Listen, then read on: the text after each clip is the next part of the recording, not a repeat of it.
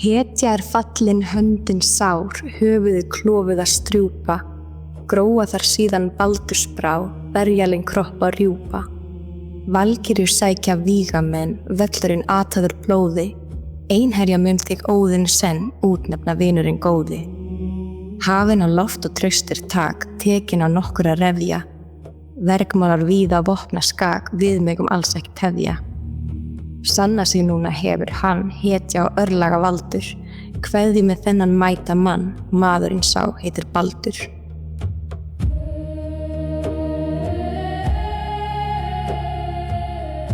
Imagina a un Dios perfecto y bueno, al que todos quieren, respetan y veneran.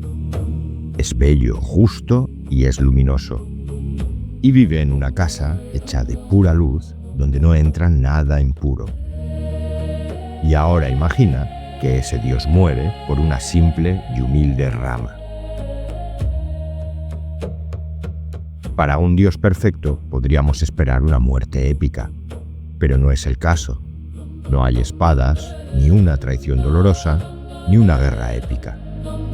Muere por una ramita de muérdago pequeña, inofensiva y tan ridícula en apariencia que cuando su propia madre recorrió el mundo entero, obligando por juramento a todas las cosas para que no le hicieran daño, se olvidó del muérdago. Y claro, esto no es algo casual. La pregunta es ¿por qué?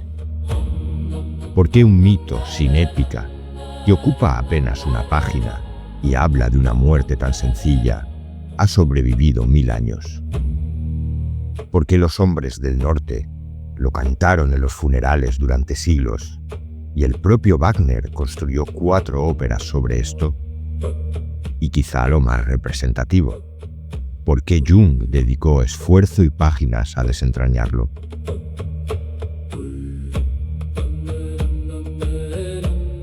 Solo puede ser porque debajo de esa rama de muérdago, que acaba con un Dios perfecto y luminoso, hay algo que tiene que ver con nosotros, para siempre. Comenzamos.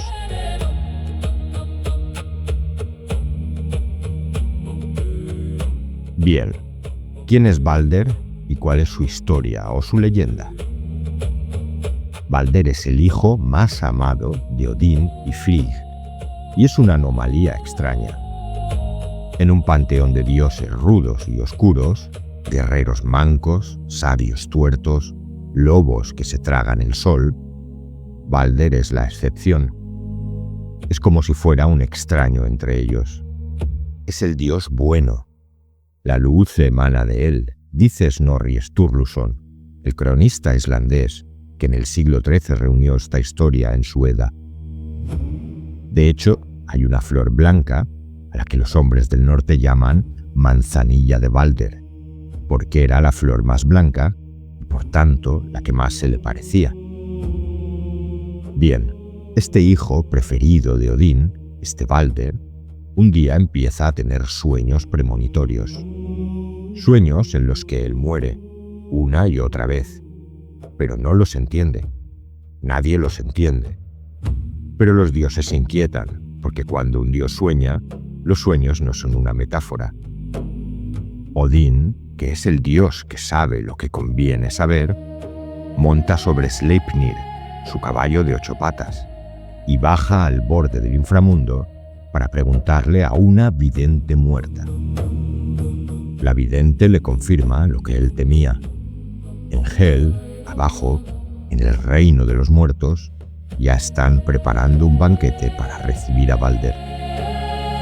Y Frigg, la madre de Balder, para evitar la muerte de su hijo amado, se pone en marcha en una de las imágenes más humanamente conmovedoras de toda la mitología nórdica.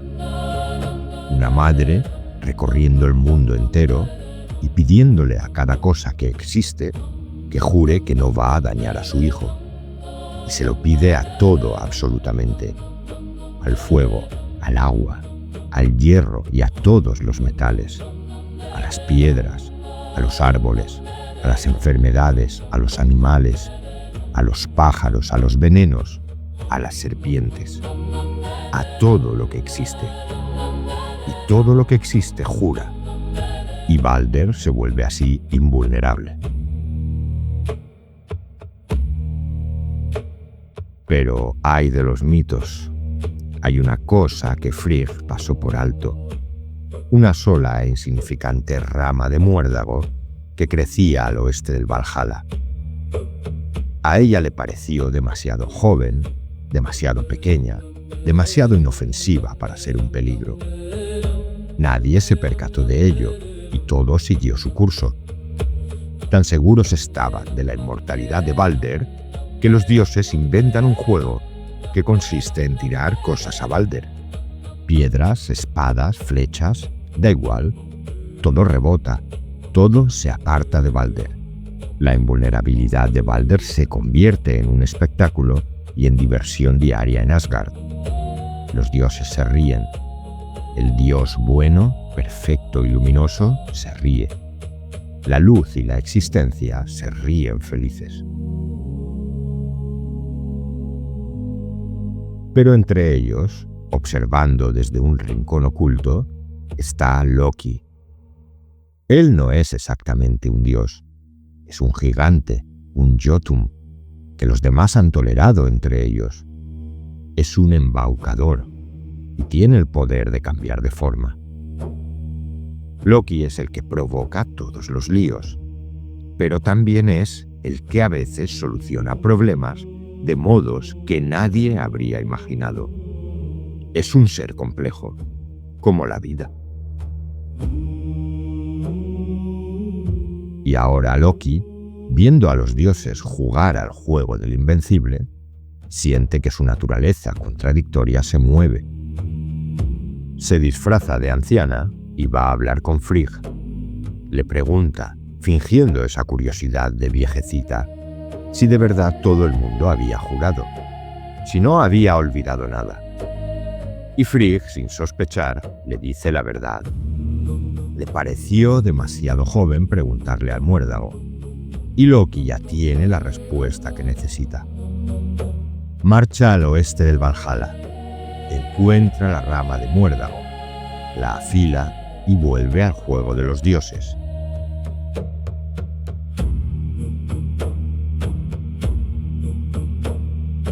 Allí, apartado del corro, porque es ciego y no puede participar, está Holdr, el hermano de Balder.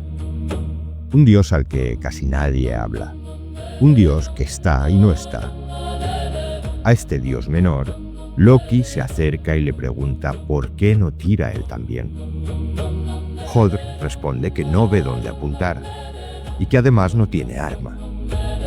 Y Loki le pone el dardo de muérdago en la mano y se ofrece para guiar el lanzamiento. Holdr, conmovido por el gesto, acepta. El dardo sale de la mano y vuela hasta que atraviesa a Balder. El dios perfecto cae sin un sonido. Snorri dijo que el silencio que se hizo en Asgard es de los que ya no se van jamás, porque Balder, el bueno y el luminoso, ha muerto.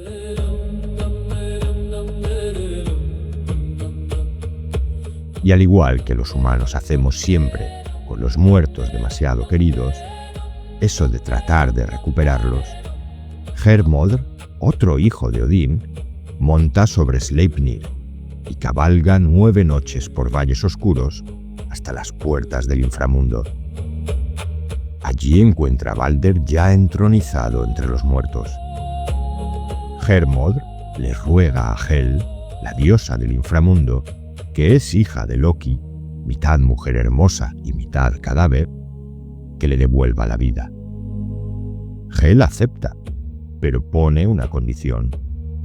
Si todo, y de nuevo todo lo que existe, lo que hay en el mundo, vivo o muerto, llora por Balder, solo así volverá. Si una sola cosa se niega, Balder se quedará en Hel con ella. Hermodr regresa con la noticia y los dioses envían mensajeros a todas las cosas creadas. Y el mundo entero llora. Los animales lloran, los hombres lloran, los árboles, las piedras, los metales, hasta las enfermedades. Todo lo que existe llora. Pero los mensajeros, al volver, encuentran a una giganta sentada en una cueva. Le piden que llore. Y la giganta, que se llamaba Thok, agradecimiento, le responde que ella llorará lágrimas secas por Balder. Porque vivo o muerto, el hijo del viejo nunca le dio nada. Que se quede en Hel con lo que tiene. Los mensajeros entienden, pero demasiado tarde, que la giganta era Loki disfrazado, y Balder definitivamente se queda abajo en el mundo de los muertos.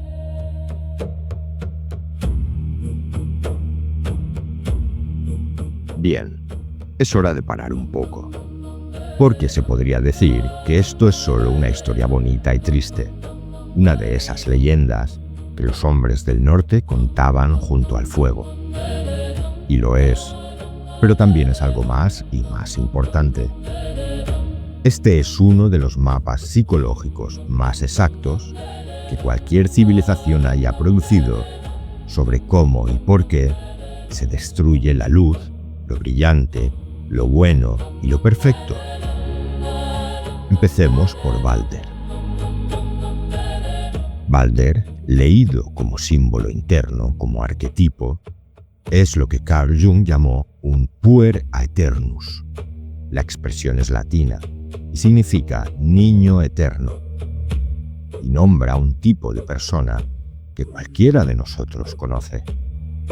Es el chico brillante al que todos quieren, la persona luminosa que es la favorita de la familia, el compañero del que todos dicen qué buena gente, qué especial. Es alguien que vive bajo el resplandor de la luz, y eso es bonito, es muy bonito. El problema es que esa luz, esa perfección del puer aeternus, en muchos casos, no ha bajado del todo a la tierra, a esa realidad que es mucho más compleja.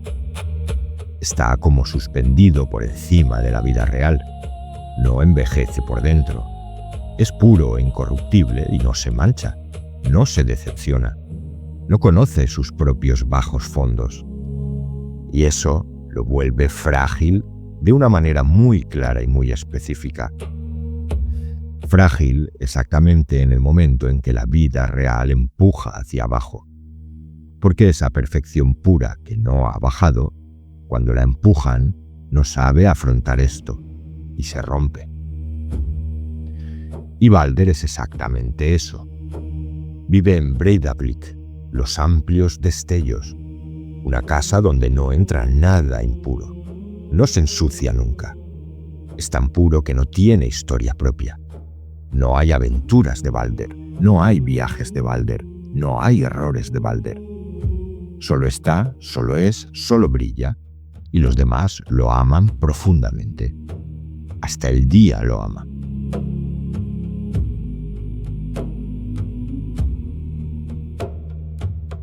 Bien, ¿y quién es Frigg? Es la madre, que ya es mucho. Y no es una mala madre.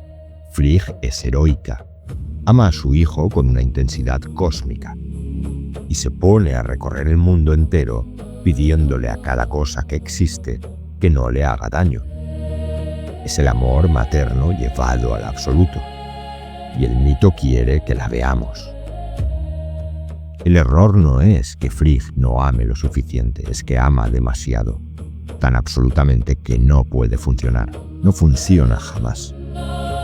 Porque la protección absoluta es imposible. Siempre, siempre queda algo fuera. Y ahí es justamente por donde la muerte entra.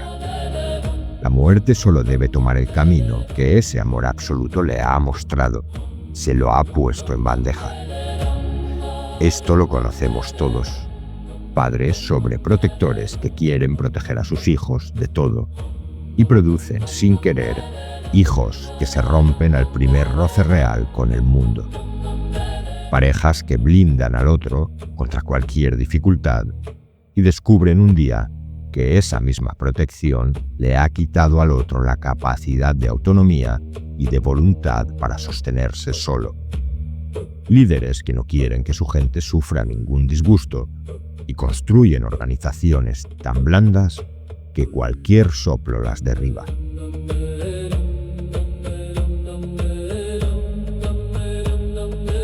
El amor protector absoluto produce el blindaje, pero también, a la vez, la grieta que lo destruirá. Una pequeña grieta que, como el muérdago, queda fuera del juramento. Lo que Frigg deja fuera no es algo grande como la muerte ni la guerra. Es algo que le pareció ínfimo, pero eso es lo que destruye. Esto en psicología tiene un nombre. Se llama la función inferior, que significa simplemente que en cada uno de nosotros hay una zona de la vida que hemos dejado a medias y olvidada, porque nos pareció que no merecía la pena prestarle atención. Algo que llevamos años ignorando. Puede ser una conversación con un padre o una madre que postergamos indefinidamente, o una pequeña tristeza que llevamos por dentro y que no le damos hueco porque hay cosas peores. ¿Es un síntoma físico desatendido o es la pareja a la que ya dejamos de mirar de verdad? Cada uno tiene su muérdago. El mito está diciendo que lo que despreciamos por pequeño es exactamente lo que un día vendrá a pedirnos cuentas.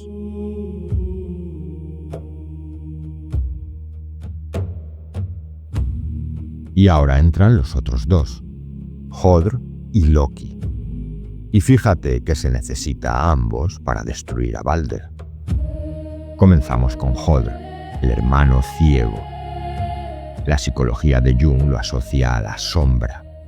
Todo eso que cada uno de nosotros tiene dentro y no se quiere mirar.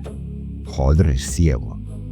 Y ten en cuenta que la sombra no incluye solo elementos que definiríamos como malos o indeseables o vergonzosos. Hay de todo.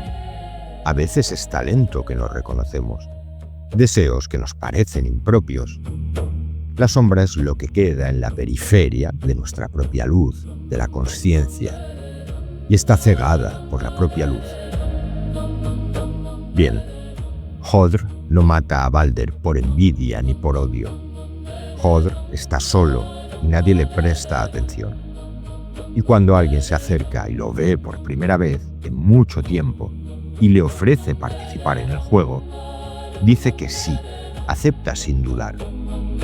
Y esa es la psicología real de cómo nuestra propia sombra nos hace daño. A la mínima oportunidad real, quiere existir. Y Loki, el tercer punto de todo esto, y clave, es el arquetipo de lo que en muchas culturas se llama el embaucador o trickster. Está en todas partes. El coyote de los pueblos americanos, Hermes en Grecia, Anansi. Este personaje carismático y amoral aparece donde el orden se ha vuelto demasiado rígido o perfecto, inamovible, y por tanto sin futuro y sin evolución posible. El Asgard en este mito es un orden congelado. Los dioses se han instalado en la idea de que Balder es invulnerable y se ríen tirándole piedras. La luz perfecta, el estatus, está tan segura de sí que el embaucador aparece para romper la complacencia. Loki no es un accidente del cosmos, sino que es convocado por necesidad por el propio cosmos, ya demasiado autocomplaciente e inamovible. Junta los tres elementos. La luz pura e inocente del Puer Eternus, que no ha bajado a la tierra ni se ha manchado con la realidad. La sobreprotección segura de sí misma, que deja un hueco minúsculo. Y la sombra ignorada, que tiene hambre de ser. Y como pieza que hace encajar todo, el embaucador, que pone en marcha lo que el sistema entero necesita sin saberlo.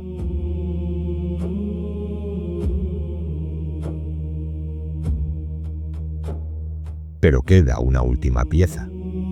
La condición que Hel pone para devolver a Balder es que todo lo que existe llore por él. Y casi se cumple.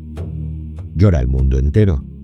Pero de nuevo una sola excepción basta para tirar por la borda el regreso del Dios perfecto.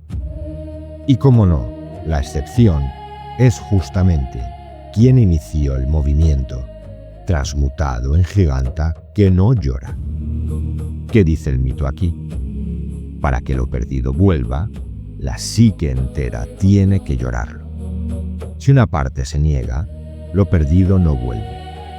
Y la parte que se niega es siempre la que en secreto se alegró de la caída, y eso también lo conocemos. Esa voz pequeña dentro de nosotros, que cuando alguien luminoso cae, dice algo así como, bueno, no era para tanto.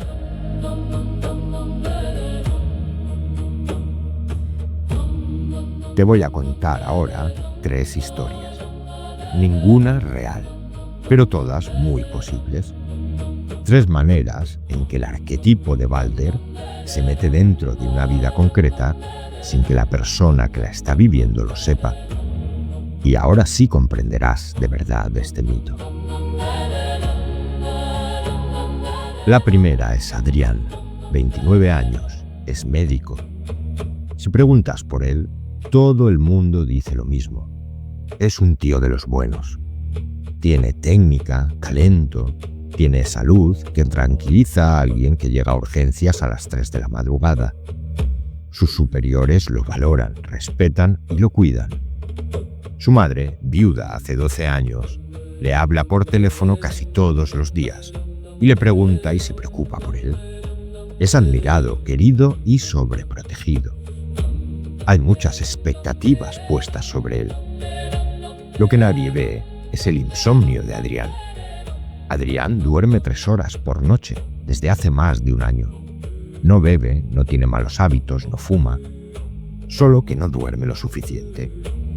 Su madre no pregunta por eso, porque Adrián, sin proponérselo, le ha enseñado que el cansancio y el estrés se pasan descansando el fin de semana. Pero un día, una noche durante una guardia, Adrián confunde 2 historiales clínicos entre pacientes. El error se detecta a tiempo, no hay daño y no pasa nada. Pero esa noche, Adrián, avergonzado y autorresponsabilizado, sin entender cómo él, el médico perfecto, cometió ese error. No vio el muérdago en su insomnio. Nadie lo vio.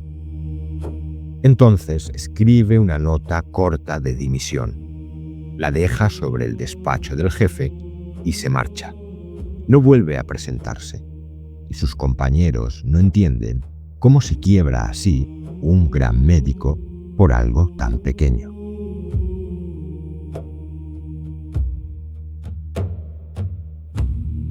La segunda historia es Carmen, 52 años. La luz, el faro de su familia desde niña. Sus 3 hermanos le cuentan todo a ella y piden consejo antes que a nadie. Su padre viudo la llama todos los miércoles. Carmen organiza las navidades, lleva al padre al médico, acogió a un hermano 2 meses cuando se separó. Es la que sostiene el sistema. Lo que Carmen no procesa es la muerte de su madre hace 8 años, después de una larga enfermedad que Carmen acompañó hasta el final. En las últimas semanas, y no del todo lúcida, la madre le dijo cosas y algunas no fueron amables. Carmen las recuerda con precisión, pero nunca las ha contado a nadie. Estaba enferma, se dice a sí misma, y así sigue su vida. El cuerpo, mientras tanto, lleva 8 años llevando las cuentas. Una contractura cervical que no se va, un dolor abdominal esporádico, pero las pruebas no muestran nada. Hasta que una mañana, Carmen se desploma en la cocina por un accidente vascular leve. Y allí en la cama del hospital, mirando el techo durante horas, Carmen revienta y empieza a llorar por primera vez en 8 años. Con el dolor profundo, estancado y con rabia que ella había ido barriendo bajo la alfombra durante esos años.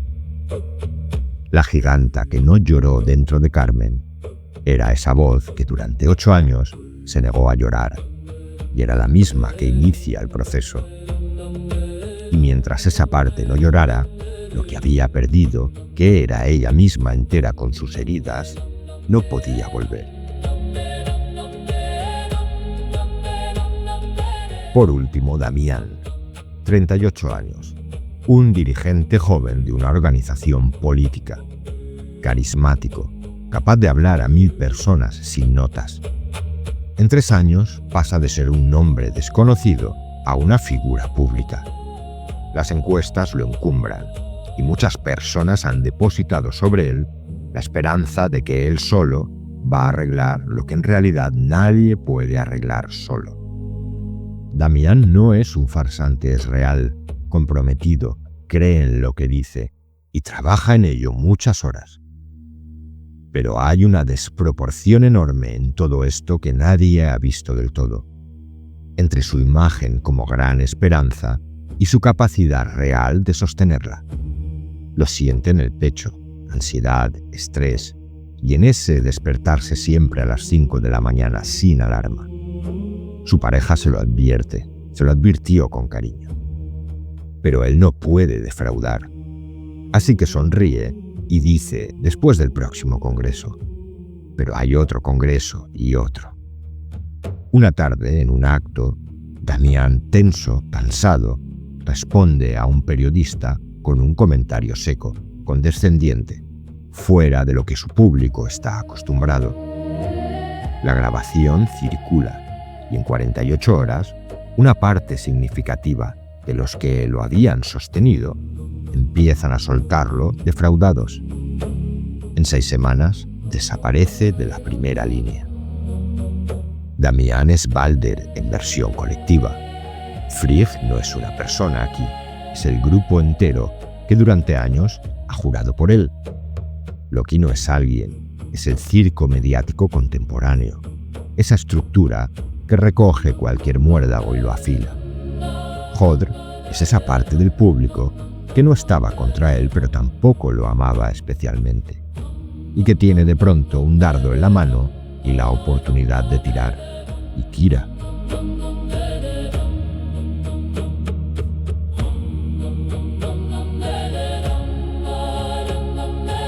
Tres historias distintas, y las tres atravesando de diferentes formas el mismo paradigma mítico, sin saber que todo esto es un arquetipo, un patrón psicológico humano. Y hemos dejado para el final quizá la parte más importante. El mito de Balder no termina con su muerte. La Voluspa, ese poema viejísimo donde una vidente le cuenta a Odín lo que va a pasar, dice que después del Ragnarok, después de que el mundo entero arda y los dioses caigan, después de la muerte y la destrucción, una nueva tierra emerge del mar. Y entre los pocos dioses que vuelven, Balder y Hodr regresan juntos, reconciliados, sentados en el césped donde estuvieron las viejas runas y conversando en paz. Vuelve el Pueraternus, el dios luminoso perfecto, pero con su sombra.